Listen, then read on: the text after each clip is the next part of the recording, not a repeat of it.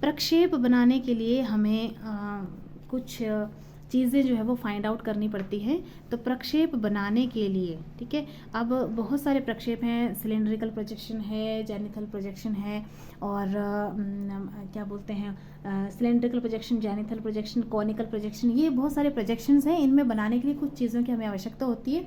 ये ज़रूरी नहीं है कि सबके लिए जो है वो सभी चीज़ें इम्प्लीमेंट हों। किसी एक प्रक्षेप के लिए जो है वो ज़रूरी हो सकते, किसी दूसरे प्रक्षेप के लिए वो हो सकता है ज़रूरी ना हो। तो प्रक्षेप बनाने के लिए जो आधारभूत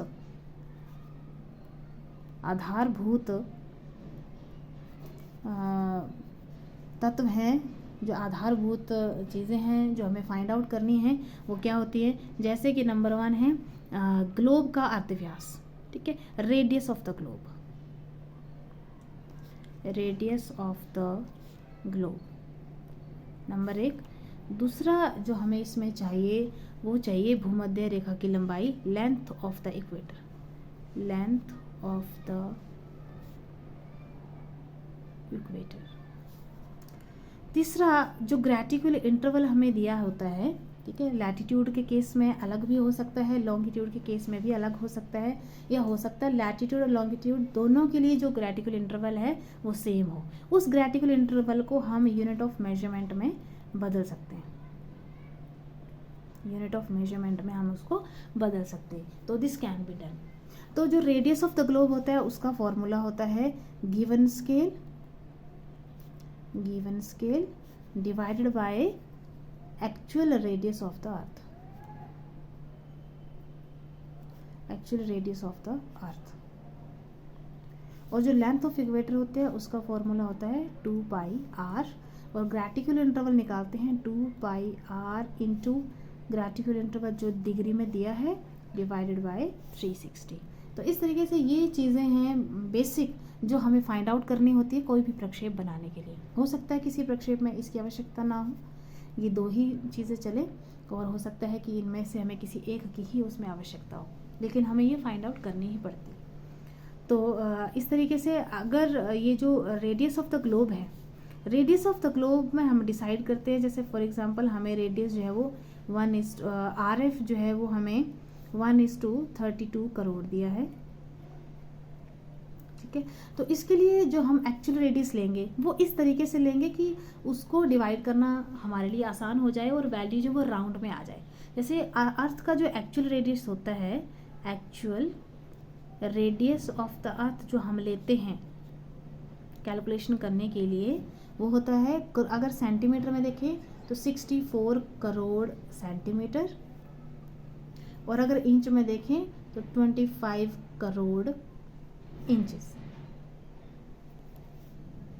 तो इस तरीके से हम अपने कन्वीनियंस के हिसाब से चूज़ करते हैं कि हमने यहाँ एक्चुअल रेडियस क्या लेना है। अब जैसे फॉर एग्जांपल यहाँ पे RF जो है वो 1:32 करोड़ है, और हमें रेडियस ऑफ द ग्लोब निकालना है, रेडियस ऑफ ग्लोब निकालना है। तो हम कैसे निकालेंगे, गिवन स्केल जो कि आपको पता है, given scale divided by actual radius of earth, ठीक है। तो गिवन स्केल आ गई 1:32 करोड़, और एक्चुअल रेडियस जब हम इसको इस बटे को गुणा में बदलेंगे तो एक्चुअल रेडियस जो है वो इस तरीके से आ जाएगी बटा 1। अगर इसको लॉन्ग में लिखें तो इस तरीके से ये लिखा जाएगा,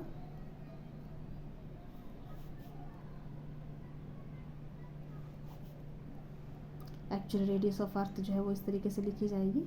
जब हम इसको कन्वर्ट करते हैं तो वो इस तरीके से आ जाएगा, और इस तरीके से जब हम इसको फाइंड आउट करते हैं तो इसको काटना जो है वो आसान है, भाग करना इसको आसान हो जाएगा, क्योंकि 32 को अगर 2 से मल्टीप्लाई करते तो 64 आ जाएगा। तो इस तरीके से ये 2 सेंटीमीटर आ जाएगा।